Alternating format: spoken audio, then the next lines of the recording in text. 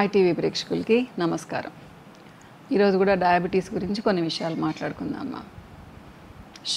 Sugar అంటే భయం. చాలామంది అన్నీ మానేసి తగ్గిపోతూ ఉంటారు.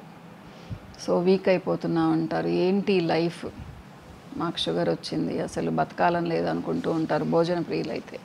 ఇంతగా బాధపడాల్సిన అవసరం లేదు మా.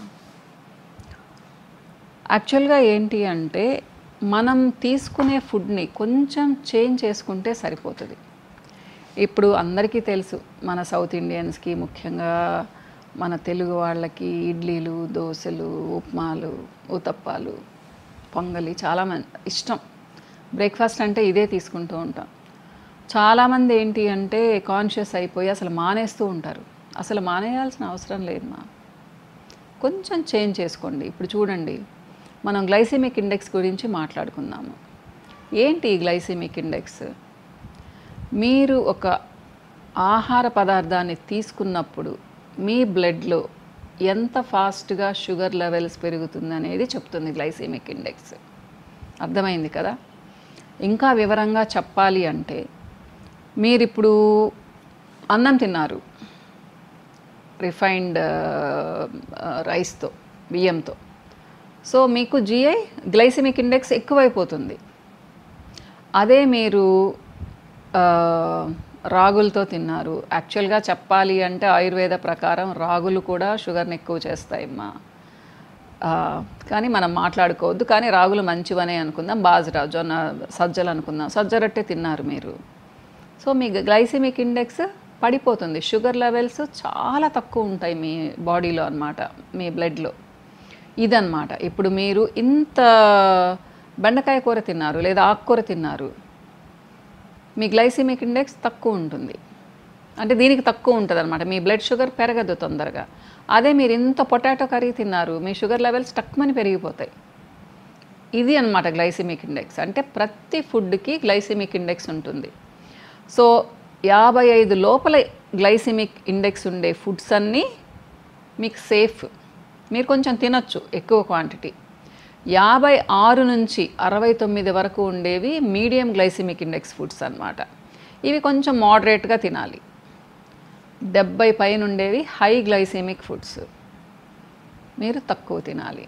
సో దీంట్లో వస్తాయి మా ప్రాసెస్డ్ ఫుడ్స్, స్వీట్స్, తర్వాత బేకరీ ఫుడ్ ఐటమ్స్. ఇలా మీకు లిస్ట్ ఇస్తాను మా, నేను ఆ చార్ట్ ఇస్తాను, చూసుకోండి. లేదా మీకు అందరికీ ఇప్పుడు తెలుసు, మీరు ఆన్లైన్లో హై గ్లైసెమిక్ ఇండెక్స్ ఫుడ్స్ అంటే వచ్చేస్తాయి, లేదా గ్లైసెమిక్ ఇండెక్స్ చార్ట్ అంటే వచ్చేస్తుంది మీకు. అయినా నేను మీకు పెడతాను. సో ఇది మనం జాగ్రత్తగా చూసుకుంటే మన షుగర్ లెవెల్స్ పెరగవు. ఎగ్జాంపుల్ చెప్తాను. నాకు ఉప్మా ఏదైనా ఇష్టమే. బియ్యం రవ్వ ఉప్మా ఇష్టమే, సూజీ బాంబే రవ్వ ఉప్మా ఇష్టమే, అలానే దాలియా గోధుమ రవ్వ ఉప్మా అయినా ఇష్టమే. కానీ నేను బాంబే రవ్వ ఉప్మా 10-15 రోజులకు ఒక్కసారే తింటాను. ఇంకా బియ్యం రవ్వ ఉప్మా అయితే ఆల్మోస్ట్ ఎప్పుడో చాలా తక్కువ చేసేసుకున్నాం. అవి మానేసినట్టే. మా అమ్మ ఉన్నప్పుడు చేసేవాళ్ళు, మేమైతే కంప్లీట్గా మానేసాం. అమ్మ ఉన్నప్పుడు నాకు చాలా ఇష్టం అది డ్రైగా చేసి పెడితే అన్నమాట. దాంట్లో ఒక పుల్లగా ఒక పచ్చడి చేసేది మా మదరు, చాలా ఇష్టంగా తినేదాన్ని. ఇప్పుడు చూపిస్తాను చూడండి. దాలియా అంటే హోల్ వీట్ రవ్వ మనకు దొరుకుతుంది మా, ఇది మార్కెట్లో. సో ఈరోజు నా బ్రేక్ఫాస్ట్ ఇదే. చూడండి, ఇంత కప్ తింటాను.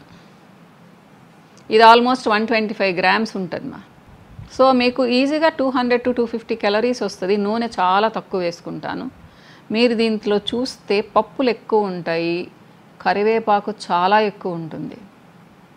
చాలా అమ్మ, ఆల్మోస్ట్ 15 to 20 లీవ్స్ వేయిస్తాను నేను. అవన్నీ తింటాను, పారేయను మా కరివేపాకు. సో నాకేమైంది, ఎలాగూ ఈ వీట్ రవ్వ ఉప్మాలో ఫైబర్ ఎక్కువ ఉంటుంది, కరివేపాకు తిన్నాను కాబట్టి ఇంకా ఫైబర్ కొంచెం ఎక్కువైంది. అంతే కదమ్మా? సో ఈ పప్పులు ఉన్నాయి కాబట్టి పొట్ట ఫుల్గా ఉంటుంది, నాకు ప్రోటీన్ లెవెల్స్ కూడా పెరుగుతాయి. అది నేను చెప్పదలుచుకున్నది.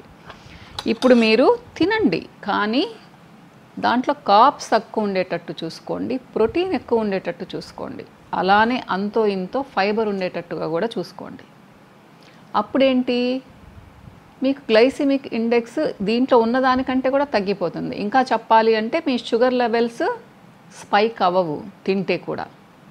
సరేనమ్మా? యాక్చువల్గా ఏంటంటే దీనికి కూడా షుగర్ లెవెల్స్ పెరుగుతాయి, కానీ మనం ఇలా తిన్నాము అంటే షుగర్ లెవెల్స్ చాలా తక్కువ పెరుగుతాయి. సో నేను అంటే నాకు కూడా డయాబెటీస్ ఉందా చెప్పాను కదా, బాబుకి యాక్సిడెంట్ అయినప్పుడు అప్పటి వరకు ఆపుకోగలిగాను, కానీ అప్పుడు వచ్చేసింది అనమాట. కానీ నాకు ఎప్పుడూ కంట్రోల్లో ఉంటుంది. సో ఇలాంటి ఆపరేటర్స్ యాక్యూచెక్, ఇది బ్రాండ్ నేమ్ అని కాదు, ఇంకా చాలా కూడా ఉంటాయేమో నాకు తెలియదు, నేనైతే ఇదే వాడతాను, మీకు అందుకని చూపిస్తున్నాను, ప్రమోషన్ అనుకోకండి. సో ఇది ఇలాంటి ఒక ఆపరేటర్స్ ఉంటుందమ్మా. సో దీంట్లో ఏంటి అంటే మనము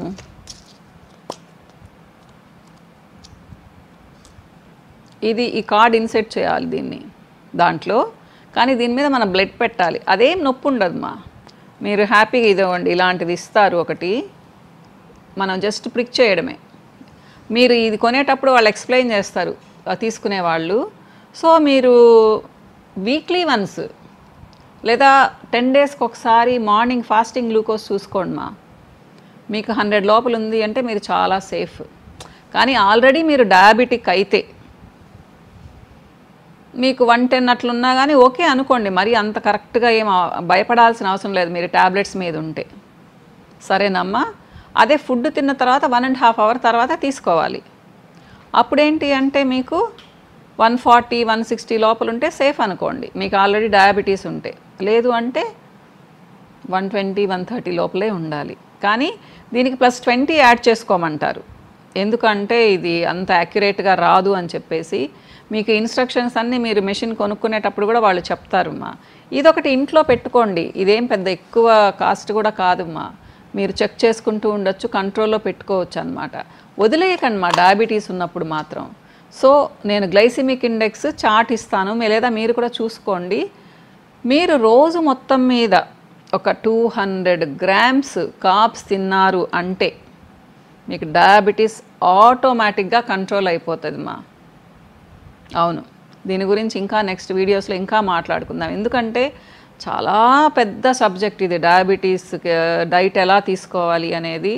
నేను దీంట్లో స్పెషలైజేషన్ కూడా చేశానమ్మా. సో మీకు ఏదన్నా డౌట్స్ ఉంటే కామెంట్ సెక్షన్లో పెట్టండి, క్లియర్ చేయడానికి ట్రై చేస్తాను. కానీ గుర్తుపెట్టుకోండి, డయాబెటీస్ని మీరు కంట్రోల్లో పెట్టుకుంటే ఎటువంటి ఆందోళన చెందాల్సిన అవసరం లేదు. నచ్చినవన్నీ కొద్దిగా తినండి, ఎక్కువ తినకండి, డయాబెటీస్ ఆటోమేటిక్గా కంట్రోల్ అయిపోతుంది. ప్లస్ నేను డైట్తోనే కంట్రోల్ చేయగలను అని మాత్రం ఎప్పుడూ అనుకోకండి. 1 ఇయర్ అయిన తర్వాత మళ్ళీ డాక్టర్తో టచ్లో ఉండండి. ఏ మాత్రం మీకు HbA1c కొంచెం ఎక్కువ ఉన్నా కానీ మీరు మెడిసిన్ వాడాల్సిందేమ్మా. ఇదైతే నేను చెప్తాను, రిస్క్ తీసుకోకండి. ఓకే, ఇంకో వీడియోలో మళ్ళీ కలుస్తానమ్మా. నమస్తే.